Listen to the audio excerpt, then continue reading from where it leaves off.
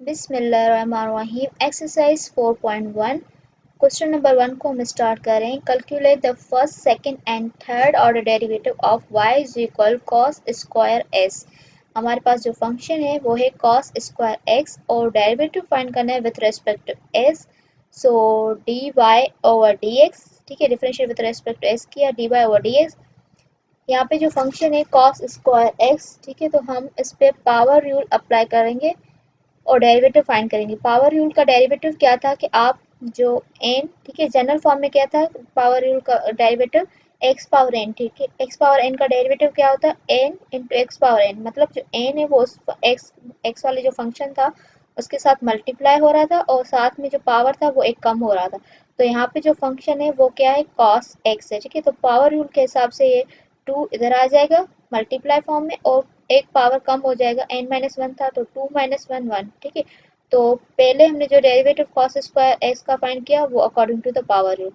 अब हमें पता है कि कॉस का डेरिवेटिव क्या होता है माइनस साइन होता है, तो हमने साथ में वो भी रखा। क्यों? क्योंकि इसके अंदर पहले हमने पावर का डेरिवेटिव फाइंड किया पावर रूल को अप्लाई करके, उसके बाद जो इसके अंदर बेस यूज हो रहा था उसका भी डेरिवेटिव फाइंड किया, that is minus sine S. तो इसका कंप्लीट डेरिवेटिव क्या हुआ 2 cos s minus sine S, minus इसको हमने अरेंज करके रखा minus 2 sin s cos s। अब हमें पता है कि 2 sin x cos x जो है किसका फार्मूला है sin 2x का, ठीक है। तो हमारा फर्स्ट डेरिवेटिव किसके इक्वल आया minus sin 2s। Second derivative find करने के लिए क्या हम करेंगे again differentiating with respect to s we get अब माइनस, ठीक है, माइनस सेम रखी है हमने। अब sin 2x इसके अंदर पावर कोई भी नहीं है तो हम पावर वाला मतलब पावर रूल नहीं अप्लाई करेंगे, जस्ट बेस से, ठीक है, उसका डेरिवेटिव फाइंड करेंगे।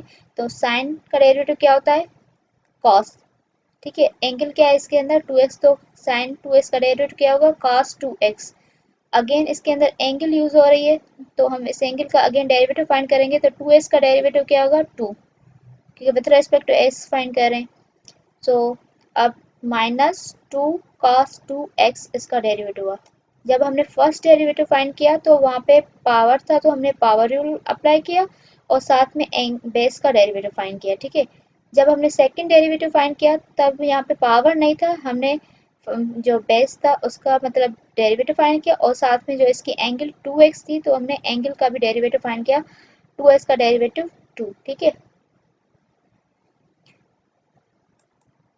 सो फॉर थर्ड डेरिवेटिव हम क्या करेंगे differentiating third time with respect to S, इसको थर्ड टाइम डेरिवेटिव करेंगे with respect to S. So minus 2 minus sine 2x into 2, ठीक है, क्योंकि सेकेंड टर्म क्या था 2 cos 2x, ठीक है, तो माइनस 2 सेम रखा और cos 2x का डेरिवेटिव फाइंड करना था हमें। तो cos 2x का डेरिवेटिव क्या होगा माइनस 2 sin x, ठीक है, क्योंकि हमें पता है कि cos का डेरिवेटिव क्या होता है माइनस साइन होता है, उसके साथ एंगल 2x है तो ऑब्वियसली cos 2x का डेरिवेटिव क्या होगा माइनस साइन 2x, ठीक है। उसके बाद एंगल का अगेन डेरिवेटिव लेंगे, डेट विल बी 2, माइनस 2 हमने सेम रखा और cos 2x का डेरिवेटिव होता है minus sine 2x।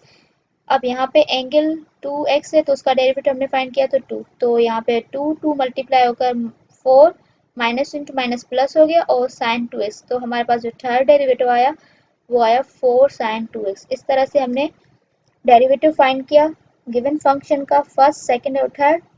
Power rule को अप्लाई करते हुए बेस का फार्मूला जो हमें पता होता है उसको एंड एंगल का डेरिवेटिव फाइंड करते हुए हमने इस फंक्शन का फर्स्ट सेकंड और थर्ड डेरिवेटिव फाइंड कर लिया।